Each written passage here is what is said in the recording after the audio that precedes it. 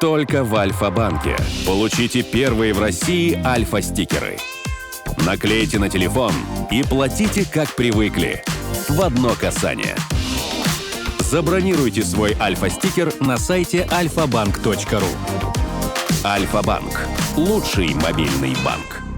New Bay – это карта, на которой можно покатать в турнирах, рейтинговых боях и в рандоме. Но я уверен, что иногда, когда ты запускаешься в бой, возникает вопрос – куда лучше поехать? И в этом ролике ты увидишь лучшие позиции для всех видов техники, куда вам стоит поехать и почему. Я иногда нахожу в комментариях цитаты о том, что в игре нету ТТ направления и СТ направления.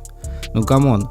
Похоже, стоит объяснить. СТ направление – это условное обозначение, где начинают бой средние и легкие танки. Но это не значит, что они обязаны ехать исключительно по своему направлению и катать только там. И еще раз скажу, это всего лишь условное обозначение, чтобы мне было проще вам обозначить часть карты. Кстати, в этом ролике не будет разбивки по направлениям, потому что мне кажется, что лучше разделить по классу техники.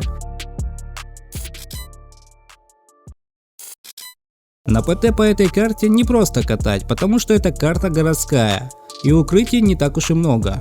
С верхнего респауна, поддерживая игру союзников на мостах, ты можешь занять вот эту позицию. Выдавайте шот и закатывайте в сейф. А приезжая на динамичном ПТ, после засвета подъема мостов, вы сможете закинуть на прокатке. А если решили играть ТТ направление, из этой позиции вы находите скромный просвет и можете выдавать по танкам, которые прожались через центр. А занимая вот эту позицию, вы видите частично парковую зону около точки С.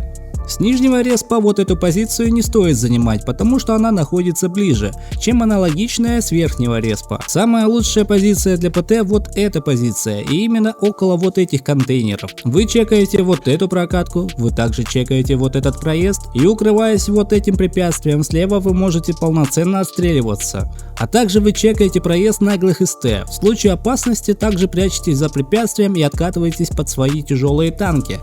Если соперник адекватен, то он от вас отстанет, а если нет, то его встретят стволы тяжелых танков.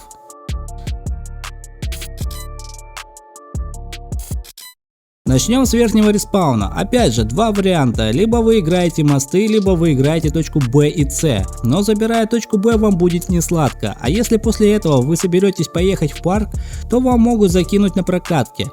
А если попробуете поехать назад, то здесь вы будете находиться на горке. И соперники, играя ТВН, вам просто будут накидывать. Собственно, у вас два варианта. Либо вы на месте без каких-либо остановок стартуете в парк, минуя точку Б, либо вы просто остаетесь перед точкой Б и уже потом ожидаете, когда ваш соперник поедет в эту ямку, или ваши средние танки выиграют мосты и поедут в корму к вражеским тяжелым танкам.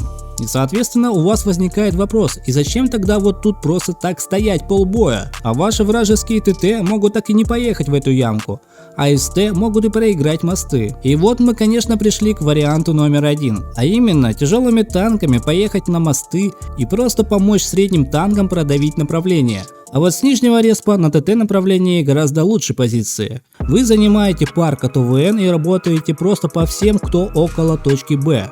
Динамичные тяжелые танки также могут занять позицию на прокатке в центре карты и скинуть пару тычек. Ну и собственно мосты, если все враги поехали к ним. В теории, когда вы во взводе и знаете, что вся вражеская команда играет мосты, на крепких тяжелых танках вы можете закатиться через центр и создать перекрестный огонь.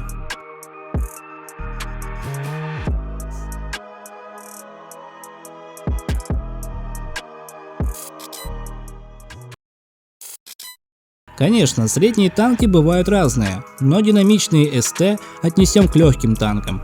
И конечно, для них есть вот эти всем известные позиции около левого и правого моста в зависимости от респауна, где вы можете выдавать по прокатке. Но заострять на них внимание не будем. Либо вы можете заехать по вот этому маршруту на первых таймингах и создать перекрестный огонь. А также у вас будут прострелы вот здесь. Но опасность этой позиции в том, что здесь могут быть танки, а когда вы находитесь здесь, то сзади могут заехать тяжелые танки. Вам останется только прожаться вперед как можно правее, а после уехать.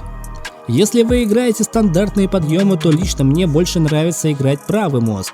Потому что если вас вкатывают и у вас все плохо, вы можете спрыгнуть вот здесь и быстро укатить через центр куда угодно. На левом мосту, если вы играете на Е50М, то имеет смысл встать от ромба вот здесь. Точку А играть это малопродуктивно для урона. Закатывая сюда, вы можете встретить заготовку от взводных барабанщиков. А если и нет, ну заберете вы точку А, но весь движняк на мосту. К средним танкам в корму вы заехать не сможете, потому что либо ПТ сделают скриншот, либо просто вражеские средние танки развернутся и скинутся. Если вы всего лишь один легкий танк или средний танк на обе команды, то можно сразу прожаться на вражеский респ и начать злить танки, которые находятся около точки С.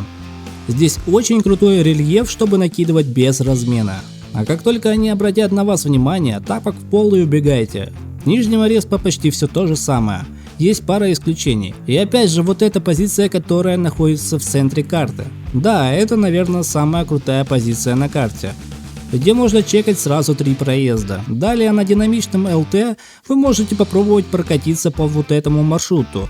И вот здесь выдавать шот по ТТ прокатке. Подойдет Шеридан, тесту ЛТ и Бачат. Конечно, оставаться там не стоит и надо сразу убегать, потому что эта позиция безумно опасная. А поехав на ТТ направление в самом начале, в углу около дерева вы сможете настреливать дома, которые находятся на мосту. Но и так на заметку, если вы сломаете дерево, то у вас будет больше маскировки. Ну и еще одна весьма ситуативная позиция вот около вот этой колонны. Я надеюсь, что все это поможет вам поднять процент побед и даст большее понимание карты New Bay. И если ты впервые на канале, то обязательно чекни вот этот плейлист. Там уже собралось немаленькое количество различных карт, но и залетай в телеграм-канал, чтобы выбрать следующую карту.